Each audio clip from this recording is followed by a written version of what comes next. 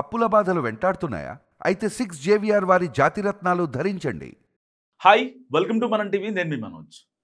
Jubilee hills ఎన్నికల వైపు తెలంగాణ రాష్ట్రం మొత్తం చూస్తుంది. సో పర్టికులర్గా తెలంగాణని ఇప్పుడు వెళ్తున్న కాంగ్రెస్ ప్రభుత్వం అయితే ఉందో ఎలాగైనా సరే జూబ్లీ హిల్స్ని గెలవాలి. దాని ఇంపాక్ట్ రేపొద్దున ఖైరతాబాద్ మీద పడుతుంది. తర్వాత స్థానిక సంస్థలు ఉన్నాయి. సో చాలా ఉంది. సో మనం చేసిన పనులు ప్రజలు సాటిస్ఫై అయ్యారు అని చెప్పి ప్రతిపక్షాలకి బుద్ధి చెప్పాలి అంటే ఎట్టి పరిస్థితుల్లో జూబ్లీ హిల్స్ సీట్ని కాంగ్రెస్ దక్కించుకోవాలి.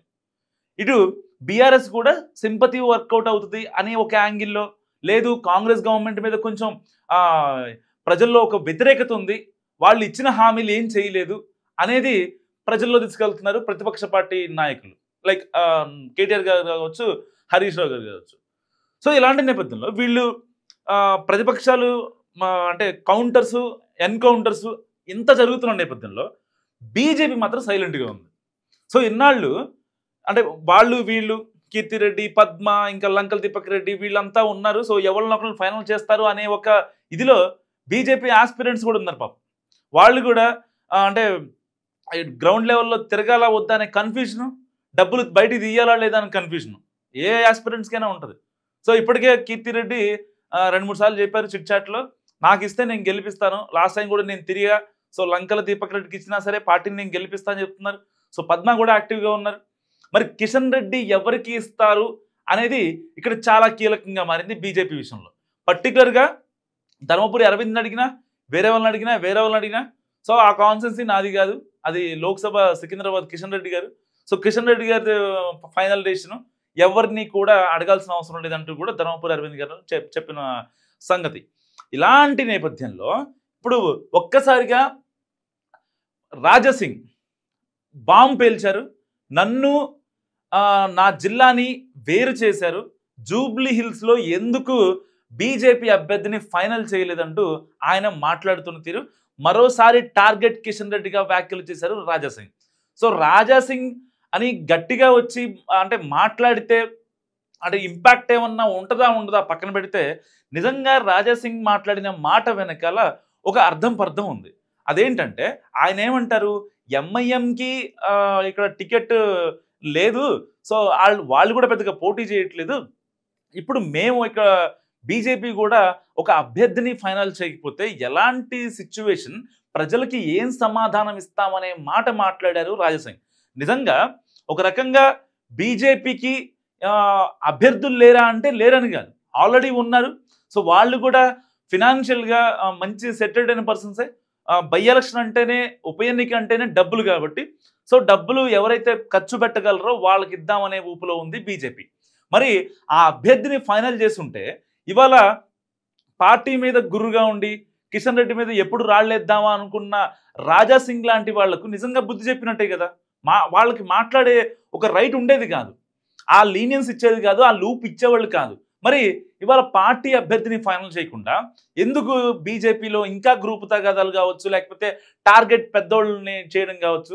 ఇప్పుడు ఆయన ఏమంటున్నారంటే, ఒకవేళ జూబ్లీ హిల్స్ చేజారిపోతే ఢిల్లీ పెద్దలకు మీరేం సమాధానం చెప్తారు, ఢిల్లీలో ఉన్న కేంద్ర పెద్దలకు ఏం సమాధానం చెప్తారంటూ కిషన్ రెడ్డికి బహిరంగ సవాల్ విసిరిన పరిస్థితి రాజాసింగ్. నిజంగా రాజాసింగ్ ఒకవేళ అక్కడికి ఆయన రెసిగ్నేషన్ లెటర్ యాక్సెప్ట్ చేసినా సరే, యాక్సెప్ట్ చేయకపోయినా ఆయన టెక్నికల్గా ఇప్పుడు బీజేపీకి ఫేవర్గా ఉన్నట్టే. సరే సస్పెండ్ చేసింది, మళ్ళీ తీసుకుంది, మళ్ళీ తర్వాత సస్పెండ్ చేసింది, ఏం రాజీనామా ఇవన్నీ కాదు.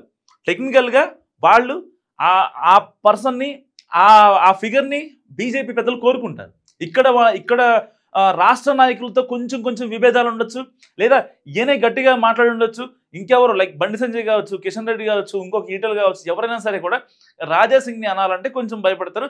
అండ్ డైరెక్ట్గా సీల్డ్ కవర్ పైనుంచే రావాలి, బీజేపీ కేంద్ర పెద్దల నుంచే రావాలి.